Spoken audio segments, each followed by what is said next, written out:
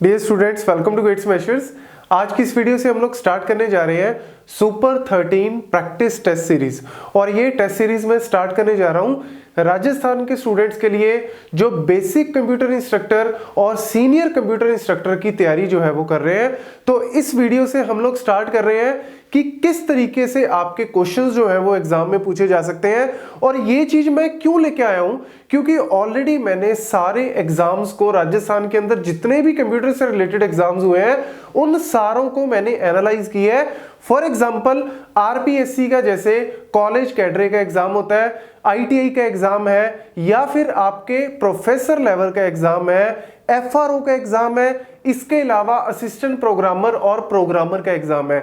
मतलब जितने भी ऐसे एग्जाम जिनके अंदर कंप्यूटर पोर्शन आता है, कंप्यूटर साइंस का पोर्शन आता है, उन सभी को एनालाइज करके ही ये चीज लेके आया हूं। और ये टेस्ट सीरीज आपको बहुत ज्यादा हेल्प करेगी आपकी एग्जाम की प्रिपरेशन में, क्योंकि आपको एग्जैक्ट पता लगेगा किस टाइप के क्वेश्चन आ सकते हैं, उन क्वेश्चंस को कैसे सॉल्व करना है और उनसे रिलेटेड फर्दर किस तरीके के क्वेश्चन जो है वो एग्जाम में पूछे जा सकते हैं। तो चलिए स्टार्ट करते हैं। सबसे पहले यहां पे मैं आज की इस क्लास में लेके आया हूं ऑपरेटिंग सिस्टम के ऊपर। Operating system one of the most important आप कह सकते हो सब्जेक्ट है कंप्यूटर साइंस का। और अराउंड मतलब मान के चलो कि 6 से 7 क्वेश्चन तो आराम से आपके इस टॉपिक में से आते ही आते हैं, कम से कम बता रहा हूं। तो इसीलिए इसको अच्छे से करना बहुत जरूरी है। और बड़ा स्कोरिंग है। स्कोरिंग मतलब आप इजीली इसमें से स्कोर जो है वो पूरा का पूरा 100% स्कोर इसमें से ले सकते हो। तो चलिए सबसे पहला question, which of the following process state transition is not possible. मतलब यहां पे क्वेश्चन आया हुआ है प्रोसेस स्टेट के ऊपर। तो प्रोसेस स्टेट जो है ऑपरेटिंग सिस्टम में सबसे पहला ही टॉपिक जो है वो प्रोसेस के ऊपर आता है। तो जिसमें हम लोग बात करते हैं कि हमारी स्टेट कौन कौन सी होती है। न्यू स्टेट है, न्यू के बाद हमारे पास होती है जी रेडी स्टेट, रेडी के बाद हमारे पास होती है रनिंग स्टेट, और रनिंग के बाद हम लोग क्या करते हैं, टर्मिनेट कर देते हैं जी प्रोसेस को। ठीक है, तो ये जो है मेनली हमारी स्टेट्स होती हैं। रनिंग स्टेट में मतलब जब प्रोसेस रन हो रहा है तो उस टाइम पे कई बार प्रोसेस कह देता है कि मेरे को जी इनपुट आउटपुट एक्सेस करना है, मुझे डिस्क को एक्सेस करना है, मुझे मॉनिटर को एक्सेस करना है, या कीबोर्ड को, किसी भी डिवाइस को। तो हम क्या कह देते हैं, मतलब ऑपरेटिंग सिस्टम क्या कह देता है कि भैया ब्लॉक हो जा, थोड़ी देर के लिए ब्लॉक कर देते हैं उसको। ठीक है, जब वो प्रोसेस ब्लॉक में चला गया तो ब्लॉक में जाने के बाद वो प्रोसेस जब उसने अपना इनपुट आउटपुट खत्म कर लिया तो वापस वो कहां पे आएगा। मतलब जब मेरे को ब्लॉक कर दिया कुछ देर के लिए, तो मैं जब वापस अपना स्टेटस जो है वो चेंज करूंगा तो मैं कहां जाऊंगा, तो वो जाएगा रेडी स्टेट में। क्लियर? तो रेडी स्टेट में वो जाता है। क्यों रनिंग स्टेट में इसलिए नहीं जाता वो वापस, क्योंकि रनिंग स्टेट में हो सकता है कोई और प्रोसेस जो है वो रन हो रहा है। रन का मतलब सीपीयू उसको एग्जीक्यूट कर रहा है। तो ये बेसिक स्टेट्स है। ऑल्दो मैंने बहुत अच्छे से इसको अपने कोर्स में एक्सप्लेन किया हुआ है, तो उसके बारे में मैं आपको बता दूंगा बीच बीच में। तो यहां पे ऑप्शन देखते हैं जी, रन से रेडी, मतलब रन से रेडी स्टेट में जा सकता है। क्या ये पॉसिबल है? हाँ, जब हम बात करते हैं प्रीएम्प्टिव की। प्रीएम्प्टिव प्रोसेसेस कौन से होते हैं कि प्रोसेस चल रहा है, चलते चलते ही उसको बीच में से हमने रोक के वापस भेज दिया रेडी में और किसी नए प्रोसेस को ले आए। क्यों करेंगे ऐसा? क्यों बेचारे के साथ हम धक्का करेंगे? क्योंकि जब हाई प्रायोरिटी का प्रोसेस आ जाता है तो लो प्रायोरिटी वाले को वापस भेज देते हैं, या फिर टाइम क्वांटम की वजह से, या फिर हमारे पास शॉर्टेस्ट जॉब अगर और आ गई तो हम शॉर्टेस्ट वाले को चला देते हैं बड़े वाले को। ये अलग अलग जो है वो प्रोसीजर होते हैं। तो ये पॉसिबल है। रनिंग से ब्लॉक, क्या हम किसी प्रोसेस को रनिंग से ब्लॉक कर देते हैं? ऑलरेडी मैंने आपको बता दिया क्यों करते हैं, पॉसिबल। ब्लॉक से रन, क्या हम ब्लॉक से रनिंग स्टेट में, मतलब ब्लॉक से क्या हम रनिंग स्टेट में भेज सकते हैं? मतलब ये पूछ रहा है ये वाला, क्या हम ब्लॉक से रनिंग स्टेट में भेज सकते हैं? नो, ये पॉसिबल नहीं है। This is not possible. Running से टर्मिनेट, हाँ, जब वो प्रोसेस एग्जीक्यूट हो गया तो उसको टर्मिनेट कर दो, मतलब खत्म कर दो, उससे मेमोरी वापस ले लो, सब कुछ रिसोर्स वापस ले लो। बिल्कुल ठीक है जी। तो इसमें हमारे पास कोई गड़बड़ नहीं है। तो पहले का क्या आ गया आपका आंसर? सी। ठीक है, तो इसको नोट कर लेना। देन हमारे पास आ जाते हैं जी क्वेश्चन नंबर 2। क्वेश्चन नंबर 2 में हमारे पास क्या पूछ रहा है? क्वेश्चन नंबर 2 में कह रहा है size of virtual memory depends on what. Size of virtual memory. Virtual memory का कॉन्सेप्ट क्या होता है? एक तरह से ना मेमोरी मैनेजमेंट कॉन्सेप्ट है कि हमारी जो रैम होती है वो होती है लिमिटेड और सेकेंडरी मेमोरी होती है बहुत बड़ी। तो सेकेंडरी मेमोरी जो है उसको हम प्रॉपर यूज करते हैं रैम के साथ, ताकि रैम आपकी लिमिटेड ना लगे, यूजर को ऐसे लगे कि रैम आपके पास अनलिमिटेड है। सेकेंडरी मेमोरी जितनी है, बट है आपके पास रैम लिमिटेड ही। तो आप virtual memory kind of RAM की बात कर रहे हो। तो यहां पे वो कह रहा है साइज जो है वर्चुअल मेमोरी का किसके ऊपर डिपेंड करता है। तो सिस्टम बस में हमारे पास data bus, address bus, main memory, none of these, इस तरीके से क्वेश्चन आए हुए हैं। तो जब बस की बात करें तो डेटा बस का काम क्या होता है, डेटा को ट्रांसफर करना इधर से उधर, ठीक है। तो एड्रेस बस जो है वो इसका आंसर आएगा। और एड्रेस बस का मतलब क्या है, देखो सिंपल से एग्जांपल बताता हूं। लेट्स से मेरी मेमोरी जो है वो 8 बिट की है, ठीक है, 8 बिट की। तो 8 बिट की अगर मेमोरी है तो आप हर एक बिट को एक नंबर तो दोगे ना, बिट कह लो या बाइट कह लो, लेट्स से बाइट कह लो। तो हर एक बाइट को एक नंबर दिया जाता है, नंबर मतलब एड्रेस दिया जाता है, जैसे 001, 010, 011, इस तरीके से नंबर देंगे। तो देखो अगर 8 बाइट की है तो यानी 0 से लेके 7 आप नंबर दोगे, और इनको देने के लिए आप बाइनरी बिट्स को यूज करते हो। तो बाइनरी में कितनी होगी, 3 नंबर आपके यूज होंगे, मतलब 3 साइज की आप कह सकते हो। मतलब यहां पे जो साइज है वो आपका 3 बिट में रिप्रेजेंट करोगे, क्योंकि 2⁻³ क्या होता है 8। तो यानी ये 0 हो गया, 1 हो गया, 2, 3, 4, 5 अप टू 7, ठीक है। तो इस तरीके से आपको नंबरिंग देगा।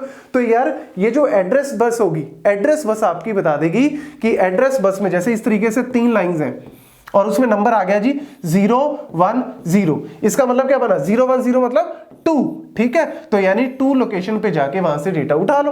तो एड्रेस बस आपकी बताती है कि साइज जो है वो वर्चुअल मेमोरी का कितना है, और एग्जांपल मैंने आपके सामने बता दिया। देन हमारे पास क्वेश्चन आया हुआ है, in operating system which one of the following is not a scheduling algorithm. तो शेड्यूलिंग एल्गोरिदम में first come first serve, round robin, priority, बहुत सारे एल्गोरिथम्स हैं। तो अगर हम बात करें FCFS yes, SJF yes. SJF के अलावा यहाँ पे प्रीएम्प्टिव वाला भी यूज करते हैं, जिसको बोलते हैं शॉर्टेस्ट जॉब रिमेनिंग फर्स्ट, ठीक है। ये बाय डिफॉल्ट नॉन प्रीएम्प्टिव होता है। Round robin is also, but starvation, guys starvation is not a scheduling algorithm, it is a phenomena. ये एक कॉन्सेप्ट है स्टारवेशन। तो इसका आंसर क्या आएगा, स्टारवेशन। स्टारवेशन क्या होती है, भूखा, मतलब प्रोसेस जो है वो भूखा है। भूखा मतलब कि उसकी टर्न ही नहीं आ रही, उसकी बारी नहीं आ रही। क्यों नहीं आ रही, जैसे फॉर एग्जांपल एक प्रोसेस है, उसकी कुछ प्रायोरिटी है, जैसे ही वो चलने वाला था एक हाई प्रायोरिटी का प्रोसेस आ गया, तो वो बेचारा वेट कर रहा है। हाई प्रायोरिटी वाला अभी एग्जीक्यूट होने ही वाला था कि एक और हायर वाला आ गया, तो वो बेचारा लो वाला जो आम आदमी है वो तो बेचारा वेट ही करता रहेगा। वीआईपी के ऊपर वीआईपी आ रहे हैं तो आम आदमी तो बेचारा वेट करता रहेगा। तो उसको बोलते हैं काइंड ऑफ स्टारवेशन। तो ये जो है वो शेड्यूलिंग एल्गोरिदम नहीं है। Then amount of work completed in a unit of time. बड़े सिंपल बड़े अच्छे क्वेश्चन जो है वो आए हुए हैं, और ये क्वेश्चन जो है कॉलेज एग्जाम में, ये आरपीएससी के कॉलेज एग्जाम में जो है वो पूछे जा चुके हैं। तो यहाँ पे जो बोलते हैं ना कॉलेज में, जैसे आपके पास लेक्चरर की जो पोस्ट होती है, तो लेक्चरर की पोस्ट के ऊपर एक क्वेश्चन जो है वो आए हुए हैं। तो एज इट इज कई बार क्वेश्चन जो है वो उठ के आ जाते हैं एज इट इज, ठीक है ना। तो इसीलिए ध्यान से करना। Amount of work completed, amount of work की अगर हम बात करें तो अमाउंट ऑफ वर्क को हम बोलते हैं थ्रूपुट। ये तो सिंपल सा है, थ्रूपुट हम बोलते हैं। रिस्पॉन्स का मतलब होता है कि पहली बार सीपीयू कब मिला। टर्न अराउंड होता है, टर्न अराउंड का फॉर्मूला क्या होता है कि कब वो प्रोसेस कंप्लीट हुआ, कब वो आया था, उसको माइनस कर दो। लेटेंसी मतलब लेट होना, मतलब कितना जो है वो प्रोसेस डिले हो रहा है, that is a latency. Then which one of the following is a technique to prevent the starvation. यहां पे आंसर आएगा जी aging. Context switching no, flooding no, dispatching no, aging is a concept. Aging का मतलब क्या होता है कि आपकी जो प्रोसेस वेट कर रहा है, उसकी प्रायोरिटी कम थी, वो बेचारा आम आदमी था, तो हमने उसको थोड़ा सा एज मतलब उसकी थोड़ी सी प्रायोरिटी बढ़ा दी, ठीक है ना। वो काफी टाइम से वेट कर रहा था तो हमने उसकी प्रायोरिटी थोड़ी बढ़ा दी, तो उस वजह से उसकी टर्न आ गई। That is a simple aging concept. Then हमारे पास आता है जी which of the following is not a memory allocation. Memory allocation में हमारे पास first fit yes, best, worst, ये सारे हैं। नॉट फिट ये नहीं है। फर्स्ट फिट मतलब जैसे ही पहली लोकेशन मिले वहां पे डाल दो। बेस्ट फिट मतलब उस लोकेशन में डालो कि जिसको डालने के बाद आपकी इंटरनल फ्रेगमेंटेशन कम से कम हो, मतलब जो बाकी का स्पेस बचे ना वो छोटे से छोटा बचे, ठीक है। वर्स्ट फिट मतलब आप उस जगह पे डेटा को या प्रोसेस को डालो कि जिसके डालने के बाद जो बचा हुआ स्पेस है वो सबसे ज्यादा रहना चाहिए, इसको बोलते हैं वर्स्ट फिट। तो not fit is not a technique, ठीक है।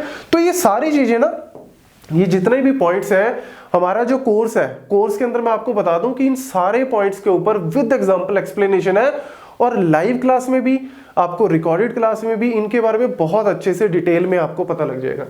Then physical memory is broken into fixed size. जो physical memory is broken, physical memory को हम इस तरीके से ब्रोक करते हैं, मतलब दो पार्ट्स में डिवाइड करते हैं। एक होता है जी फ्रेम नंबर, एक होता है फ्रेम साइज, ठीक है। इसको बोलते हैं मेन मेमोरी। जो आपकी मेन मेमोरी है उसमें फ्रेम कितने हैं और हर एक फ्रेम का साइज कितना है, तो इसको बोलते हैं हम फ्रेम्स, ठीक है। पेजेस हम यूज करते हैं वर्चुअल के अंदर, वर्चुअल मेमोरी के अंदर, ठीक है। A successful fork system call जो है, फॉक सिस्टम कॉल जो है वो आपकी यूज करते हैं न्यू चाइल्ड प्रोसेस क्रिएट करने के लिए। और फॉक सिस्टम कॉल जो है वो आपकी 3 वैल्यूज रिटर्न करती है, मतलब एक जीरो वैल्यू, एक पॉजिटिव वैल्यू जिसको हम 1 भी बोल सकते हैं, और एक नेगेटिव वैल्यू। मतलब जब हम फॉक सिस्टम को यूज करते हैं ना, तो एक पेरेंट है, वो पेरेंट का एक चाइल्ड बन जाता है। पेरेंट खुद तो है ही, एक चाइल्ड बन गया, तो चाइल्ड की वैल्यू जो है वो क्या रिटर्न होती है, 0। पेरेंट की वैल्यू क्या रिटर्न होती है, +1 या पॉजिटिव नंबर। और नेगेटिव मतलब जब फॉक एग्जीक्यूट नहीं होती प्रॉपरली तब उसको बोलते हैं नेगेटिव। तो इसने चाइल्ड का ही पूछा ना, हाँ, टू अ चाइल्ड प्रोसेस, तो आप कह सकते हो 0। अगर ये पेरेंट का पूछता तो 1।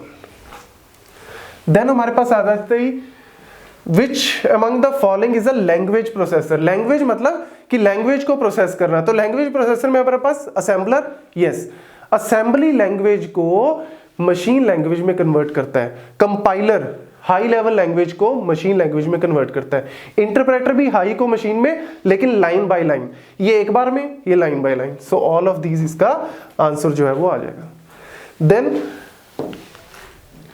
विच one of the following statement is not true. Thread is a light weight, बिल्कुल ट्रू है जी, लाइट वेट प्रोसेस है। User level thread are managed by user by thread library, बिल्कुल ठीक है जी, क्योंकि जो कर्नल लेवल है उसको कर्नल खुद मैनेज करता है, यूजर को थ्रेड की library.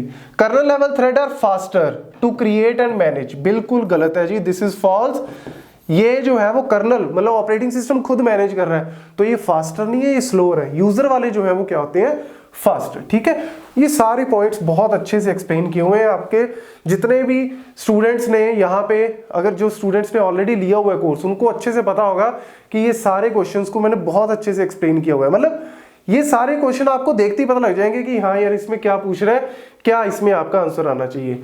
Then on a system using non preemptive scheduling process with expected run time. Run time आपको दे रखा है कि इतना टाइम चाहिए उनको सीपीयू के in a ready queue, in which order they should be run to minimize the wait time. मतलब मिनिमम मैं जो वेट टाइम है उसको कम से कम करना है, तो कौन सा एल्गोरिदम जो है वो लगाऊं।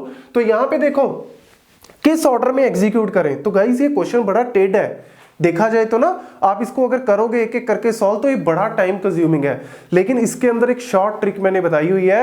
आपको भी बता दूं शॉर्ट ट्रिक कौन सी है। बाय डिफॉल्ट कौन सा एल्गोरिदम सबसे बेस्ट है जी, शॉर्टेस्ट जॉब फर्स्ट। मतलब आप शॉर्टेस्ट को सबसे पहले चलाओ, उसमें वेटिंग टाइम सबसे कम होता है, आपको कुछ करने की जरूरत ही नहीं। आप शॉर्टेज हो मतलब 5 को सबसे पहले चलाओ, फिर 9 को चलाओ, फिर 12 को, फिर 18 को। तो यहाँ पे 5, 9, 12 लो जी, सीधा आंसर। आप चाहे करके देख रहे हैं ना, वेटिंग टाइम जो है वो सबसे कम इसी केस में बनेगा।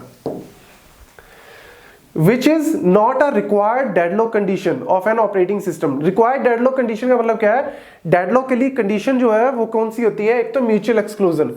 म्यूचुअल एक्सक्लूजन का मतलब क्या है कि एक प्रोसेस जो है एक टाइम पे एक रिसोर्स लेके बैठा, उसी रिसोर्स को कोई और जो है वो एक्वायर नहीं कर सकता। होल्ड एंड वेट, एक प्रोसेस ने एक रिसोर्स को होल्ड किया हुआ है, दूसरे की रिक्वेस्ट कर रहा है। एक तरह से ये सिचुएशन है कि प्रोसेस है P1, एक प्रोसेस है P2, एक रिसोर्स है R1 और एक रिसोर्स है R2।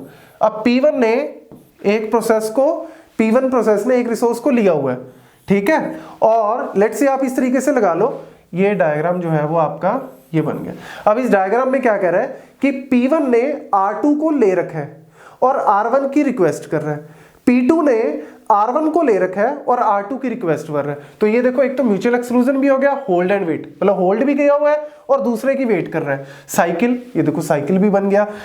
प्रीएम्प्टिव, ये कंडीशन जो है वो गलत है, एक्चुअल में नॉन प्रीएम्प्टिव होता है, ठीक है ना। प्रीएम्प्टिव का मतलब क्या होता है कि एक जो है वो यूज कर रहा है, दूसरे ने रिक्वेस्ट की तो पहले वाला छोड़ देगा नहीं, अगर पहले वाले ने छोड़ दिया तो फिर डेडलॉक तो खत्म होएगा। तो डेडलॉक को बनाने के लिए आपकी कंडीशन होती है नो प्रीएम्पशन। तो यहां पे फिर वही पूछ रहा है कि विच इज नॉट रिक्वायर्ड, तो preemption is a not required. Then ये फॉक सिस्टम कॉल के ऊपर एक और क्वेश्चन आया हुआ है, तो इसका सीधा सा आंसर, जितनी बार आप फॉक यूज करोगे उतनी बार आपका चाइल्ड बनेगा। तो अगर मेरे पास 3 बार फॉक यूज हुआ है तो आपका फॉर्मूला इसमें क्या होता है 2n-1 चाइल्ड प्रोसेस। ठीक है, टोटल एग्जीक्यूशन होती है 2n टाइम। टोटल एग्जीक्यूशन मतलब लेट्स से मैं इसके नीचे लिख दूं print F hello, print F hello, तो कितनी बार हेलो प्रिंट होगा 8 बार, 2n, n मतलब कितनी बार फॉक है 3 बार, तो 2n 8 टाइम। लेकिन चाइल्ड प्रोसेस कितने होंगे 2n-1 मतलब 2n3 विच इज 7। तो ये जो है वो आपका आंसर क्या आ गया 7। ठीक है, तो ये सारी चीजें अगेन मैं आपको बता दूं कि हमारे कोर्स में बहुत अच्छे से एक्सप्लेन की हुई है और कोर्स का लिंक यहाँ पे आपको दिया हुआ है। जो भी स्टूडेंट इंटरेस्टेड है, अच्छे से तैयारी करना चाहते हैं ना इसकी, तो डेफिनेटली हमारा कोर्स जो है वो ज्वाइन करें। और ये व्हाट्सएप नंबर भी दिया हुआ है, कोई भी क्वेरी है तो आप इस व्हाट्सएप नंबर पे पूछ सकते हैं।